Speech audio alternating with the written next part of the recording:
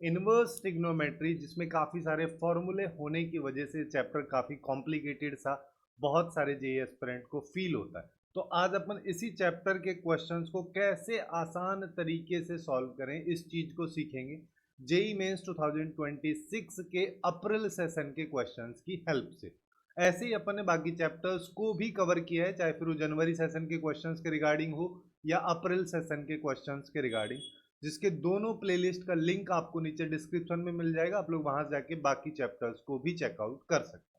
बात करें इसके क्वेश्चंस के बारे में तो देखो, पहला क्वेश्चन अपने को क्या कह रहा है कि हमारे पास में greatest integer function cos inverse x function के अंदर दे रखा है और इसके डोमेन के बारे में बात हो रही है। और फंक्शन अपने को ये वाला दिया है, तो इसका डोमेन अगर ये है तो अपने को इसका आउटपुट बताना है। अल्टीमेटली डोमेन ही निकालना है। डोमेन निकाल दोगे अल्फा बीटा आ जाएगा, फिर खेल ही खत्म हो जाना है। जिस डोमेन निकालने के लिए अपने को कुछ बेसिक चीज़ें अपने को पता रहती हैं जो फंक्शन में अपन पढ़ते हैं कि अगर रूट के अंदर कोई वैल्यू लिखी है तो ये value greater than equal to zero होनी चाहिए। अगर डिनोमिनेटर में कोई वैल्यू लिखी है तो ये वैल्यू कभी जीरो के इक्वल नहीं होनी चाहिए। ऐसे ही अगर लॉग कहीं पे लिखा है उसके साथ यहाँ पे आर्ग्यूमेंट में कोई वैल्यू लिखी है, ये वैल्यू हमेशा ग्रेटर देन जीरो होनी चाहिए। बेस में अगर कुछ लिखा है तो ये ग्रेटर देन जीरो होना चाहिए और can not be equal to one. ये जो बेसिक रेस्ट्रिक्शंस हैं यही लगा के अपन बेसिकली डोमेन निकालते हैं। अब यहाँ पे इस क्वेश्चन की बात करें तो अपने को ये पता है कॉस इनवर्स एक्स दे रखा है। कॉस इनवर्स एक्स के बारे में अपने को क्या क्या पता है, ठीक है। कॉस इनवर्स एक्स देख के सीधा अपने दिमाग में क्लिक होना चाहिए कि इसका ग्राफ कुछ इस तरीके का फेयर टाइप का बनता है, जिसमें -1 से 1 के बीच की अगर एक्स की वैल्यू डालता हूँ तो वाई का आउटपुट 0 से पाई के बीच में आता है। 0 से पाई इसकी रेंज हो गई, -1 से 1 अपने पास में इसका डोमेन हो गया। यानी कि जब कॉस इनवर्स के अंदर x लिखा है, अब x तो लिखा नहीं है तो यहाँ पे लिखा है 4x इंटू टू, ये डिवाइड बाई 3, तो ये वाली वैल्यू -1 से 1 के बीच में होनी चाहिए।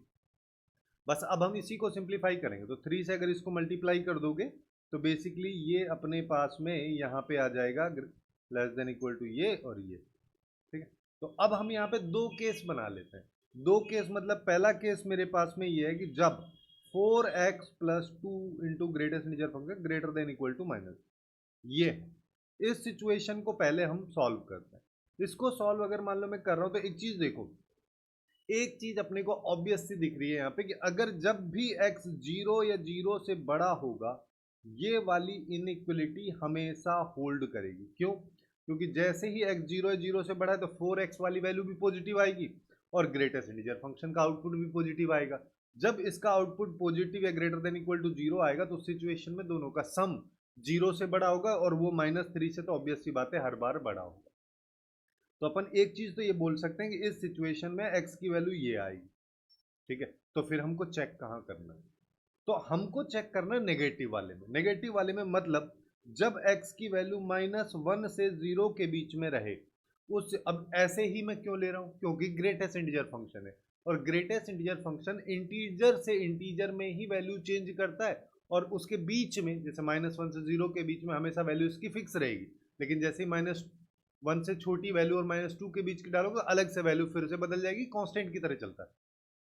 तो जब अपन -1 से 0 में जा रहे हैं तो अपने को पता है यहाँ पे इसकी वैल्यू जो है -1 हो जाएगी, तो ये हो जाएगा 4x 2 इंटू -1, तो ये -2 हो जाएगा, ये ग्रेटर देन इक्वल टू -3 हो गया। तो 4x greater than equal to ये -2 उधर जाकर +2 तो ये -1 आ गया, यानी कि x greater than equal to -4। अब यहाँ पे एक चीज समझो, मैं यहाँ पे कह रहा हूँ कि x की वैल्यू -1 से 0 के बीच में होनी चाहिए और यहाँ पे मेरे पास में निकल कर रहा है x की वैल्यू -1/4 से बड़ी। -1/4 -1 के बाद आएगा नंबर लाइन पे अगर देखोगे। बेसिकली तुम चाहो तो इसको जो अपना बेसिक मेथड होता है उससे भी तुम इसको कर सकते हो। एक सेकेंड ना, स्टैंडर्ड मेथड अपना क्या होता है, नंबर लाइन पे आ जाओ, यहाँ पे -1 और 0, पहला वाला अपना इंटरवल कह रहा है -1 से 0 के बीच में, दूसरा वाला -1/4 इससे इधर वाली, तो दोनों में जो कॉमन आ गया वो आ गया -1/4 से हमारे पास में 0 तक की वैल्यूज होंगी, ठीक है। अब ऐसे ही दूसरा केस ले लेते हैं। दूसरा केस अगर अपन लेंगे तो दूसरे केस में अब हम बात करते हैं जब x की वैल्यू -2 से -1 के बीच में है। जब -2 से -1 के बीच में तो ये 4x हो गया, ग्रेटेस्ट इंटीजर फंक्शन की वैल्यू -2 तो ये हो जाएगा -4 ग्रेटर देन इक्वल टू -3, तो ये आ गया 4x greater than equal to 1, x greater than equal to 1/2। अब ऊपर हम कह रहे हैं कि x की वैल्यू -2 से -1 के बीच में, नीचे हमारे पास सॉल्यूशन आ रहा है कि एक्स की वैल्यू 1/4 से बड़ा होना चाहिए। ऐसा तो कभी पॉसिबल ही नहीं हो पाएगा कि एक्स की वैल्यू 1/4 से बड़ी भी हो जाए और वो -2 से -1 के बीच में आ जाए, तो यहाँ पे कोई सॉल्यूशन ही नहीं आएगा। ऐसे ही जब तुम आगे भी जाओगे -3 से -2, तो फिर से क्या होगा, इधर वाली साइड में पॉजिटिव वैल्यू आएगी तो फिर से बढ़ जाएगा वो, तो वो कभी पॉसिबल ही नहीं होगा। तो केवल यहीं पे अपना कहानी खत्म हो जाएगा इस पर्टिकुलर केस के लिए। तो इस पर्टिकुलर केस में अपन क्या बोल सकते हैं कि x की वैल्यू 0 है, 0 से बड़ी होनी चाहिए, उसके साथ साथ -1/4 से 0, दोनों का अगर अपन यूनियन लें, क्योंकि या तो ये हो सकती है ये हो सकती है, दोनों का यूनियन लोगे तो फाइनली इस केस में अपन बोल सकते हैं -1/4 से इन्फिनिटी मेरे पास में फर्स्ट वाला केस का इंटरवल आ चुका है।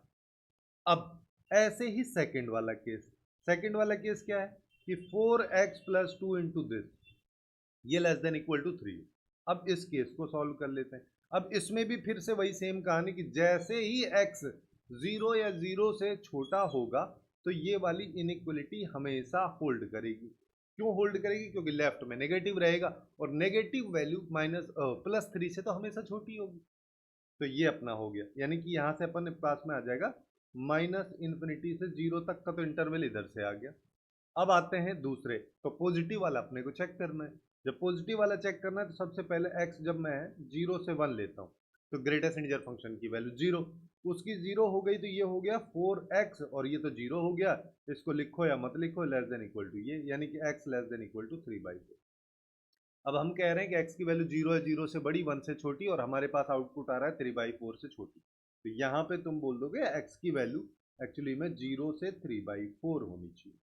ऐसे ही दूसरा केस क्या है कि अब हम 1 से 2 जा रहे हैं।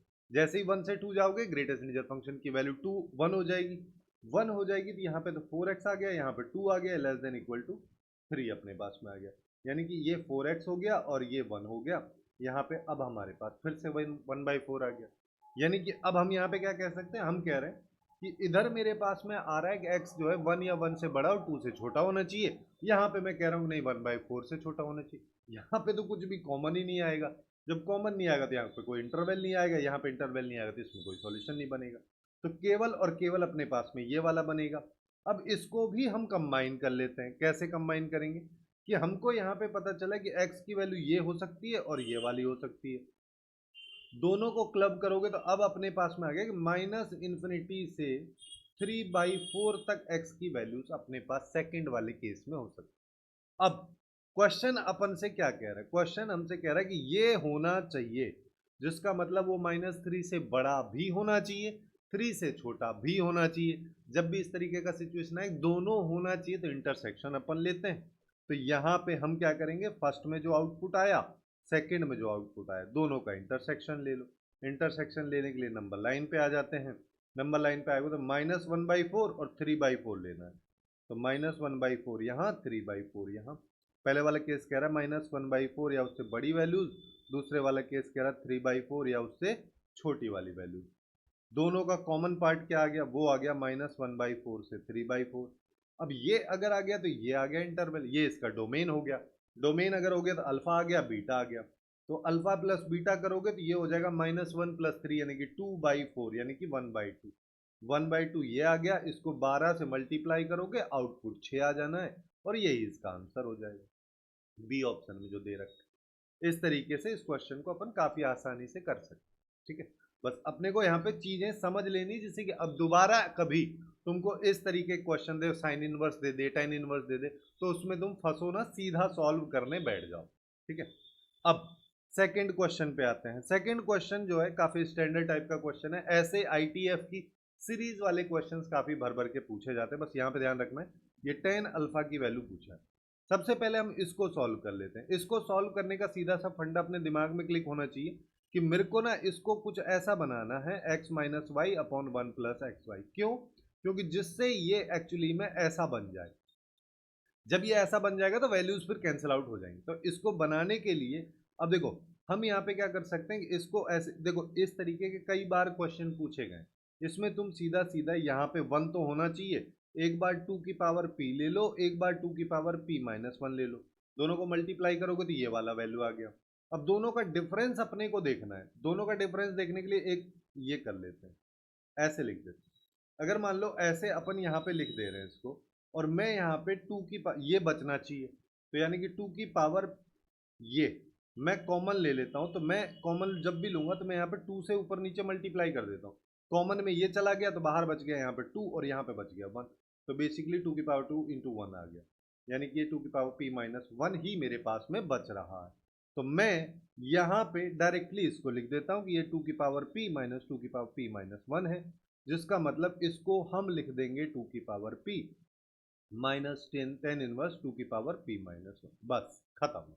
अब क्या करना है, अब n इक्वल टू 1 पुट करो, है ना, ये यहाँ पे n नहीं है, यहाँ पे p है, p इक्वल टू 1 पुट करोगे तो ये हो जाएगा 10 इनवर्स 2 माइनस 10 इनवर्स 1, फिर p इक्वल टू 2 पुट कर देंगे तो यहाँ पे आ जाएगा 10 inverse 3 minus 10 inverse 2, p equal to 3 put करेंगे तो ये हो जाएगा, अच्छा ये 2 पुट करेंगे तो ये 4 हो जाएगा, 2 की पावर 2 ना, तो 10 इनवर्स 3 पुट करेंगे तो ये 8 हो जाएगा, जिसको ना ऐसा करते हैं 2 की पावर 2 ही यहाँ पे लिखते हैं, 2 की पावर 2 हम बिना फालतू कैलकुलेशन में नहीं पढ़ेंगे। जब ऐसे ही हम p की वैल्यू अगर 11 लेते हैं तो यहाँ पे 10 इनवर्स 2 की पावर 11, और यहाँ पे ये हो जाएगा 10 इनवर्स 2 की पावर 10, क्योंकि एक कम है। अब इन सबको ऐड कर दो क्योंकि समेशन है, जैसे ही ऐड करोगे तो यहाँ पे क्या होगा, ये इससे कैंसिल, ये इससे कैंसिल, कैंसिल कैंसिल, तो यहाँ पे आ गया 10 इनवर्स 2 की पावर 11 माइनस 10 इनवर्स 1। 10 इनवर्स 1 को तुम चाहो तो पाई बाई 4 माइनस में लिख दो। अब ये है अल्फा, अल्फा अगर ये है तो अपने पास क्या आ गया, पाई बाई 4 प्लस 10 इनवर्स 2 की पावर 11 माइनस पाई बाई 4, इससे ये खत्म, ये अल्फा की वैल्यू आ गई। अब अल्फा की वैल्यू अगर 10 इनवर्स 2 की पावर 11 आ गया तो 10 अल्फा, दोनों साइड 10 ले लेंगे तो यहाँ पे आ जाएगा 10 ऑफ 10 इनवर्स 2 की पावर 11, जिसको हम लिख सकते हैं 2 की पावर 11, 2 की पावर 10 1024 होती है, उसको 2 से मल्टीप्लाई कर दो, 2048 आ गया, ये इसका आंसर होगा। काफी आसान सा क्वेश्चन। अब आते हैं नेक्स्ट वाले क्वेश्चन पे। नेक्स्ट वाला क्वेश्चन काफी इंटरेस्टिंग सा क्वेश्चन, देखो यहाँ पे क्या कह रहे हैं, अल्फा की वैल्यू 0 से 1 के बीच में है, बीटा की वैल्यू 1/3 के बराबर है, ये वाली वैल्यू π/4 के इक्वल है, तो उसका आउटपुट अपने को बताना। अब देखो यहाँ पे अपने दिमाग में सीधा क्लिक होता है, चलो ऐसा करते हैं 10 inverse x plus 10 inverse y, ये वाला फॉर्मूला लगा देते हैं। ज्यादातर लोग यही गलती करते हैं, है ना। अब ये लगा तो देंगे लेकिन इसके बाद क्या कंडीशन है उस पर ध्यान हम नहीं देते कि x इंटू वाई का मल्टीप्लीकेशन लेस देन 1 होना चाहिए, ये चीज अपने को देखना है। ये चीज हम कैसे देखें कि x ये है y ये है, जब x ये है और y अपने पास में ये है तो इसको मल्टीप्लाई करो तो 1 minus alpha minus beta plus alpha into beta हो जाएगा, ठीक है, जिसको 1 minus alpha plus beta, alpha plus ये, इसको अपन ये कर देते हैं और ये हो जाएगा 1/3, क्योंकि अल्फा से अल्फा कैंसिल हो जाएगा, तो ये हो गया 1 प्लस 1/3 करोगे तो ये हो गया 4/3 माइनस बाहर ले लेता हूँ 1 प्लस ये। अब मेरे को बस ये देखना है कि ये पूरी पूरी वैल्यू जो है 1 से छोटी होनी चाहिए। अब देखो 1 से छोटी होने का मतलब क्या हो जाएगा, इस वैल्यू को चेक कर लेते हैं। इस वैल्यू को चेक करने के लिए अपन देखो एक दूसरे का रेसिप्रोकल टाइप से दे रखा है, तुम यहाँ पे सीधा सीधा एम जी एम चेक कर लो। एम जी एम से चेक कर तो अल्फा ये आ जाएगा डिवाइड बाई 2 आ जाएगा ग्रेटर देन इक्वल टू, क्योंकि सिंस अल्फा पॉजिटिव है तो अपन ये लगा सकते हैं, तो अल्फा इंटू 1/3 अल्फा हो जाएगा, अल्फा से अल्फा खत्म हो जाएगा, तो alpha plus 1/3 alpha greater than equal to 2/√3, ये अपने पास में आ जाएगा। अब देखो 2/√3 से ये वैल्यू बड़ी है, जिसको तुम चाहो तो √3 से ऊपर नीचे मल्टीप्लाई कर देंगे तो ये हो जाएगा 2√3 डिवाइड बाई 3, इससे बड़ी वैल्यू, ठीक है। अब अगर मान लो मैं 2 बाई यही वैल्यू ले लेता हूं तो 4 माइनस 2√3 डिवाइड बाई ऐसा कुछ आएगा, ठीक है। इसके साथ अपने को देखना पड़ेगा 4/3 में से सब्ट्रैक्ट करने के बाद ये 1 से छोटी वैल्यू अपने पास में बचनी चाहिए। अब अगर अपन इसको देखें तो ये वैल्यू जो है लगभग लगभग 3 पॉइंट समथिंग, ठीक है, क्योंकि 2 को अपन यहाँ पे 1.7 से मल्टीप्लाई करें तो 3.4, तो 0.6 के आसपास 0.5 के आसपास आ रहा है, डिवाइड बाई 3 करें तो 0 पॉइंट समथिंग आएगा, 0 पॉइंट समथिंग मतलब 1 से छोटी वैल्यू हो गई। अब अगर ऐसा हो गया है तो हम अप्लाई कर देंगे ये वाला फॉर्मूला, है ना। ये चेक करना बहुत जरूरी है, क्योंकि कभी कभी क्वेश्चंस में ये अप्लाई नहीं हो रहा हो, क्योंकि इसके 3-4 कन्वर्जन होते हैं, एक बार π/2 के बराबर, एक बार -π/2 के बराबर, और एक बार इसके बराबर। इस तरीके के सिनेरियो अलग अलग केसेस में होते हैं, तो वो चीज अपने को पता रहना बहुत जरूरी है। अब सीधा सीधा लगा देंगे। अब अगर मान लो अपन लगा रहे हैं तो tan inverse x plus tan inverse y, ये tan इनवर्स एक बार तो 1 minus alpha plus 1 minus beta हो गया, डिवाइड बाय अपने पास में 1 और प्लस इन दोनों को मल्टीप्लाई कर देंगे। मल्टीप्लाई करेंगे तो अपने पास में ये आ रहा था, ठीक है। मल्टीप्लाई अगर मान लो मैं यहाँ पे करता हूँ, एक बार के लिए हम इसको लिख देते हैं ऐसा, ये π/4 दोनों साइड tan ले लो, tan ले लोगे तो tan π/4 हो जाएगा, उसकी वैल्यू 1 हो जाएगी। तो ये आ गया 2 माइनस अल्फा माइनस बीटा, और इसको उधर ले जाएंगे तो ये 1 plus 1 minus alpha minus beta हमारे पास में आ जाएगा, और प्लस अल्फा बीटा ये अपने पास में आएगा। लेकिन ये माइनस होता है, ये माइनस होता है, तो ये माइनस हो जाएगा, प्लस हो जाएगा, ये भी प्लस हो जाएगा, और ये माइनस हो जाएगा। ये हमारे पास में इसकी वैल्यू आई। अब अगर ये इसकी वैल्यू आ रही है तो अपने पास में देखो यहाँ पे क्या हो जाएगा, इस 1 से तो ये 1 चला गया, तो अब हमारे पास इन दोनों को उठा के उधर कर देता हूँ और इसको उठा के इधर ले आता हूँ, तो हमारे पास यहाँ पे वैल्यू आ जाएगी 2 इंटू अल्फा प्लस बीटा, क्योंकि 2 अल्फा 2 बीटा हो जाएगा, तो ये आ गया, और इधर आ जाएगा इक्वल्स टू 2 इंटू ये। इसको अगर देखोगे तो अल्फा इंटू बीटा की वैल्यू की बात करोगे तो ये तो 1/3 हो जाएगी, तो ये 1/3 हो गया, तो बेसिकली ये 7/3 हो गया। ये 7/3 हो गया, तो अल्फा प्लस बीटा इंटू 2, इसकी वैल्यू 7/3 है। ये क्या कह रहा है, 6 टाइम बताना है।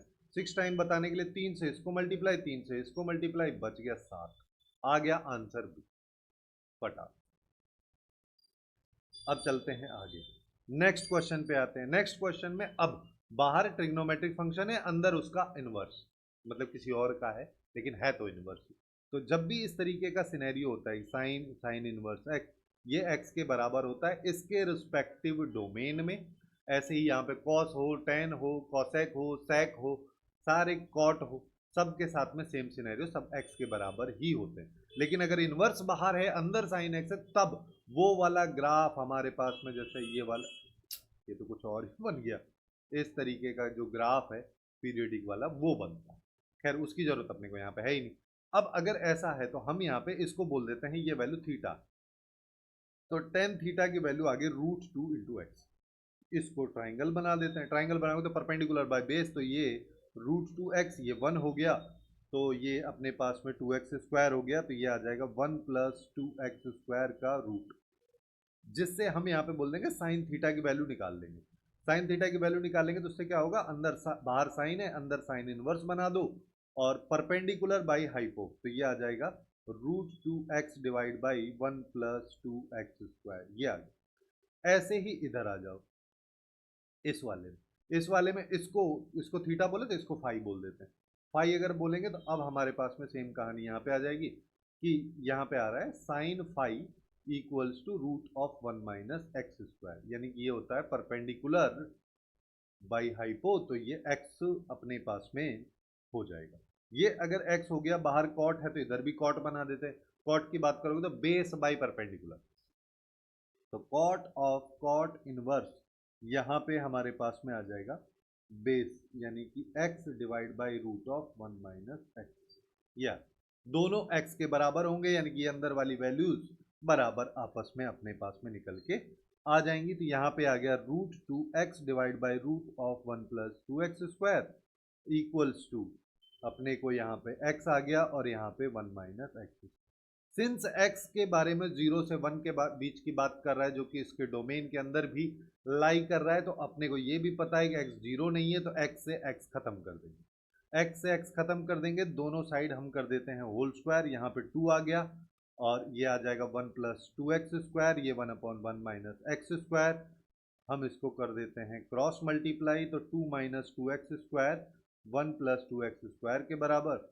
1 को इधर लेके आओगे तो 2 माइनस 1 किया तो 1 बच गया, इधर बच गया 4x², x² की वैल्यू 1/4, x की वैल्यू +-1/2। तो x की वैल्यू केवल और केवल 1/2 इसका आंसर होगा। अगर तुम -1/2 भी लोगे तो दिक्कत हो जाएगी। क्यों? क्योंकि वो इसके डोमेन में नहीं है जो ये दे रखा है इसमें। तो x इक्वल टू 1/2 अपने पास में आएगा, जो कि इसका आंसर हो जाएगा। अब आते हैं नेक्स्ट क्वेश्चन पे, जो कि स्टेटमेंट टाइप का क्वेश्चन है। ऐसे क्वेश्चंस एडवांस में पहले कई बार पूछे गए। ये क्वेश्चन दिखने में उतना कॉम्प्लिकेटेड लग सकता है, बट उतना है नहीं। सिंपल सिंपल सी चीज़ों के बेसिस पे हम इसको सॉल्व करेंगे। सबसे पहले अगर मान लो अपन इसके बारे में बात करें, इससे पहले भी ये साइन इनवर्स दे रखा है, ठीक है। साइन इनवर्स देख के अपने को क्या पता चलता है? इसका ग्राफ कैसा आता है? ये आता है। इसके अंदर जो वैल्यू 6/11 लिखी है पॉजिटिव वैल्यू है, यानी कि इधर कहीं आएगा। यानी कि ये वैल्यू π/2 है तो ये 0 है, तो ये -π। 0 से π/2 के बीच में इसकी वैल्यू होगी। अब वो देख लेते हैं कहाँ पे है, किससे बड़ी है।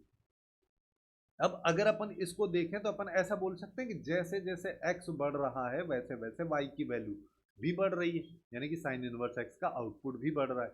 अब एक चीज देखो कि अगर मान लो मैं बात करूं साइन π/6 की, वो होती है 1/2 वैल्यू, जिसको तुम चाहो तो ऐसे भी बोल सकते हो। साइन इनवर्स 1/2 की अगर तुम बात करोगे तो π/6 वैल्यू है।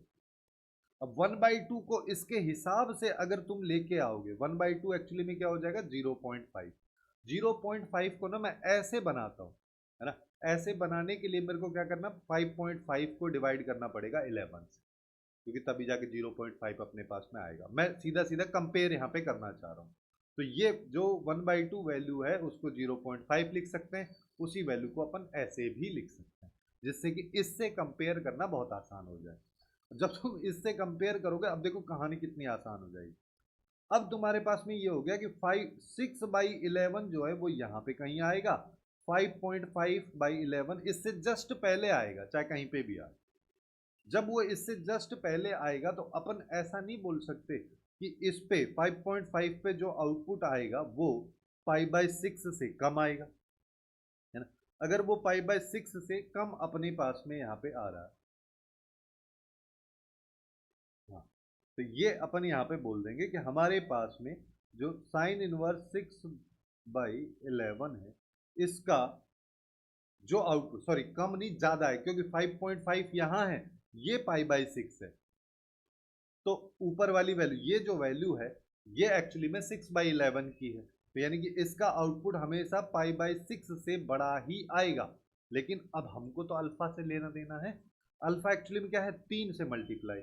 जब तुम इसको 3 से मल्टीप्लाई करोगे तो इसको भी कर दोगे, तो तुम क्या बोल सकते हो? ये जो अल्फा लिखा है ये π/2 से बड़ा होगा। अब आ जाओ कॉस पे। अब अगर अल्फा π/2 से बड़ा है, और ऑब्वियस सी बात है यहाँ पे ये इससे ज्यादा तो जाएगा इन सिनेरियो पाई से आगे, तो क्योंकि ये खुद ही π/2 से उधर जा रहा है। यानी कि इस सिचुएशन में तुम यहाँ पे बोल दोगे कॉस अल्फा जो है वो सेकंड क्वाड्रेंट में रहेगा। जब ये सेकंड क्वाड्रेंट में रहेगा तो इसकी वैल्यू नेगेटिव रहेगी। नेगेटिव रहेगी तो सेकंड स्टेटमेंट हमारा ट्रू हो गया। ठीक है, ये समझ में आ गया होगा सबको, आई होप, है ना। अब चलते हैं नेक्स्ट वाले पे। नेक्स्ट क्या है? First statement. उसमें क्योंकि सम वम दे रखा है तो पहले इसको समझ लेते हैं। यहाँ पे पहले इसको भी समझ लो, कॉस है, ठीक है। कॉस की हम यहाँ पे बात करें, कॉस का ग्राफ कैसा होता है? जैसा अभी अपन थोड़ी देर पहले बात भी किए थे कि इसका फेयर टाइप का ग्राफ होता है, जहाँ पे ये -1 है, ये 1 है, और ये वाली वैल्यू पाई है, ये वाली वैल्यू 0। ये है अपने पास। अब हमको क्या करना है? 4/9। 4/9 को समझने के लिए मैं फिर से यहाँ पे क्या करता हूँ, यहाँ 1/2 ही ले लेता हूँ। 1/2 लूंगा तो ये cos π/3 की वैल्यू है 1/2, है ना, यानी कि π/3 इक्वल्स टू कॉस इनवर्स 1/2। ऐसे हम चल रहे हैं। अब 1/2 को समझने के लिए अपन इसको 0.5 लिख देते हैं। अब 0.5 अगर मान लो मैं इसको लिख दे रहा हूँ, तो मैं इसको 4.5/9 लिखूंगा, तभी 0.5 आएगा, क्योंकि मेरे को डिनोमिनेटर सेम बनाना है, तभी जाके मैं कंपेयर भी कर पाऊंगा। जैसे ही मैंने ये किया, अब देखो 4/9 अगर मान लो मेरे पास यहाँ पे आ रहा है, तो 4.5 जो है वो मेरे पास यहाँ पे आएगा। यानी कि जो पहले वाला है उस पे आउटपुट जो दूसरे वाला है 4.5 वाला, उससे बड़ा आएगा। ये चीज अपन यहाँ पे क्लियरली बोल सकते हैं। ठीक है, तो ये अपने पास में आ जाएगा पाई बाई, कहाँ गया, π/3, ठीक है, π/3 से बड़ा आउटपुट आएगा इस पे। अब एक और चीज देख लो, इसका ग्राफ देख के अपने को ये भी पता चला कि ये वाला पॉइंट π/2 है। अगर ये π/2 है तो इसकी वैल्यू π/3 से π/2 के बीच में रहेगी, किसकी? cos इनवर्स 4/9 की। तो हम बोल सकते हैं cos इनवर्स 4/9 जो है ये एक्चुअली में π/3 से π/2 के बीच में लाई करेगा। तो 3 से अगर तुम इसको मल्टीप्लाई कर देते हो बीटा बनाने के लिए तो ये भी 3 हो जाएगा, ये भी 3 हो जाएगा। तो basically beta will belong from pi to 3π/2। अब आ जाओ, अब अगर ये है तो अल्फा प्लस बीटा कहां पे बिलोंग करेगा? और अल्फा के बारे में अपने को पता है π/2 से बड़ा है, तो अब दोनों में π/2 मिनिमम से मिनिमम अगर ऐड कर दोगे तो ये हो जाएगा कि अल्फा प्लस बीटा के बारे में अपन बोल देंगे पाई प्लस π/2 यानी कि 3π/2 और 3π/2 प्लस π/2 यानी कि 4π/2 यानी कि 2π, यहां पे बिलोंग करेगा, जो बेसिकली फोर्थ क्वाड्रेंट है। अब ये अगर फोर्थ क्वाड्रेंट है तो यहाँ पे तो कॉस थीटा पॉजिटिव होता है। अब कॉस थीटा अगर यहाँ पे पॉजिटिव होता है तो इसका आउटपुट भी पॉजिटिव आएगा, तो ये बेसिकली वैल्यू का आउटपुट पॉजिटिव आएगा। तो पिछले में सेकंड स्टेटमेंट करेक्ट था, यहाँ पे फर्स्ट है, यानी कि हमारे दोनों स्टेटमेंट ट्रू हो जाएंगे। तो अपना करेक्ट आंसर यहाँ पे ऑप्शन सी इस क्वेश्चन का आ जाएगा। तो बेसिकली इस तरीके से आईटीएफ के क्वेश्चंस को अपन इजीली सॉल्व कर सकते हैं। बस कुछ बेसिक अंडरस्टैंडिंग जो अपना है उसी को इम्प्लीमेंट करना है। थोड़े से फॉर्मूले ट्रिकी यहाँ पे होते हैं, उनकी लिमिटेशन को अपने को ध्यान में रखना है। ऐसे ही अपन ने जनवरी अप्रैल सेशन के सारे पीवाईक्यूज को चैप्टर वाइज इन दोनों प्लेलिस्ट में डिस्कस किया है, तो वहां पे जाके हर एक चैप्टर के क्वेश्चंस को तुम समझ सकते हो। चैप्टर में किस तरीके से क्वेश्चंस को अप्रोच करना है ये भी तुमको उन वीडियोस के थ्रू समझ में आ जाएगा।